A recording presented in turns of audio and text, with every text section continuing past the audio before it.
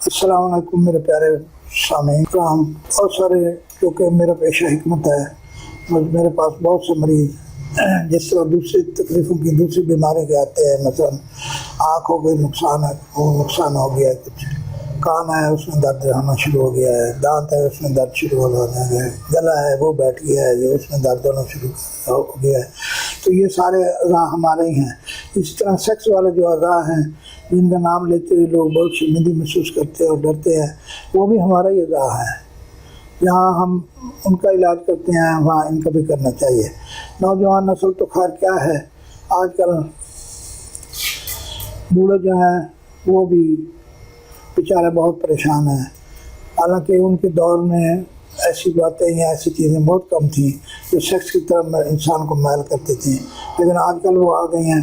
पर वो चलते चलते सफ़र करते करते आखिर इंसान थक जाता है। ये भी वही बात है कि सफ़र करते करते अब 60-65 साल का बूढ़ा या 50 साल का बूढ़ा जो है वो बेचारा फारिग हो चुका है। वो हमारे पास आता है, बड़े आराम से बैठ के कहता है जी शर्म भी आ रही है हकीम साहब और बात भी करनी है।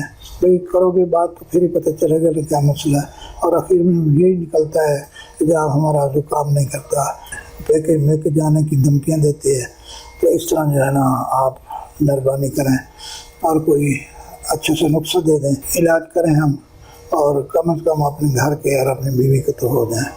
लिहाजा उनके लिए भी एक नुस्खा हाजिर है, टोटका है, नुस्खे का नुस्खा है। अस्गंध नगौरी ले लें, उसको जनाब अच्छी तरह दूध में उबाल लें और उस दूध की जो है वज़ू की टकोर करना शुरू कर दें। तो ये जो है एक टोटका भी है और नुस्खा भी है, और ख़ास कर इसके लिए गाय का दूध अगर इस्तेमाल किया जाए तो बहुत अच्छा है। लिहाजा आप जो हैं ये इस्तेमाल करेंगे तो इंशाअल्लाह आपके जो वज़ू की शिकायत हैं, जो इसमें कमी पेशी है, जो छोटा बड़ा है या टेढ़ा हो गया है या कमज़ोर हो गया या लागर हो गया, वो ठीक हो जाएगा। तो ठीक है, अब आइंदा प्रोग्राम तक इजाज़त दें। अल्लाह हाफ़िज़।